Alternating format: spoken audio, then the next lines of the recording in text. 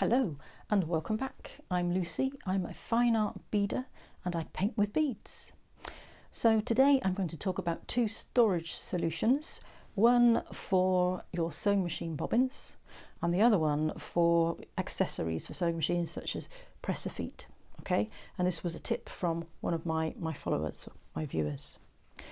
So I don't know about you, but I get fairly fed up of these kind of boxes for bobbins, and they don't really work at all, and your bobbins drop out and it's very frustrating all round. End up putting a rubber band around that really. So I had a little bit of a look around, and the first port of call was a bobbin box by Hemline, which I purchased at Hobbycraft. Now that's an empty one, but here's one I prepared earlier. Here's one. It's got a lovely foam interior which holds the bobbins very, very well. They're not falling out at all. So really, really good. I'd recommend it.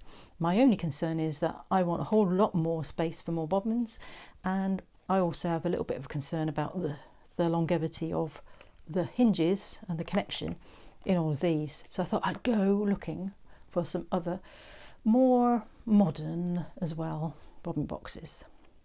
So I found these by a company called Groves.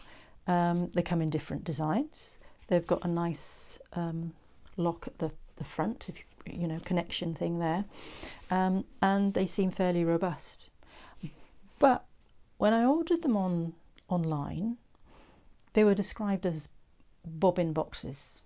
But what came back was these are the interiors, which are actually for threads, spools of threads, and it actually says that on the box when it came, but on the internet site it said bobbins. So I was in a quandary because actually it's quite handy anyway, but it clearly you can't hold your bobbins in there. So what should I do? And then I noticed, lo and behold, that actually if I were to open this, what we've done here is it fits exactly two of these plus a little space to hold some little bits and pieces, seam ripper, thimble, whatever you want. So how did I do it? I'll just show you the way it was being done. What I did was cut a piece of foam board that's the size of the interior here, then put some glue on that foam board and stick these two pieces in place from the interiors of two of these boxes. And then because we're, you know, trying to recycle things, make the most of things, some packaging from another package fits really neatly, and we could cut it really neatly and stick that in place as well. And then I can add me thimble, my seam ripper, some machine needles, or whatever else I want to put in there. And so that's a really neat result for me anyway, and it all works very, very well. Somebody wrote to me on YouTube with reference to one of the videos that I've done on the Genome sewing machine behind me.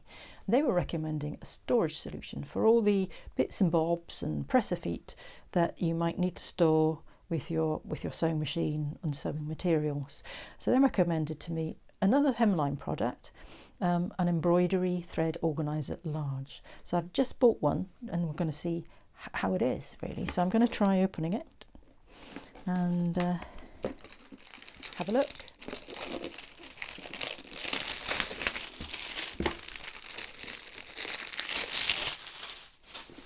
Okay. Oh, to get underneath here. How do I get into this one? Oh, bit of sellotape here. That's it. All right. Okay. Fine. Right.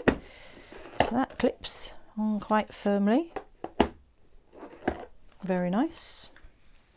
There's some spool holders for embroidery thread, which is what this was meant to be for.